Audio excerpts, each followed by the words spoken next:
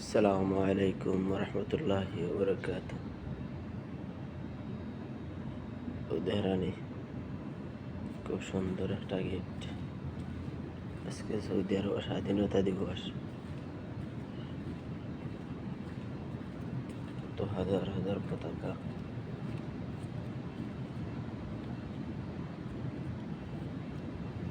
কত সুন্দর সুন্দর যে তারা তো সরকারে কত সুন্দর হইরা যত্ন হইরা আছে। ওদের তার টেকা স্মৃতির আছে, কত হাজার টাকা আগের টাকা।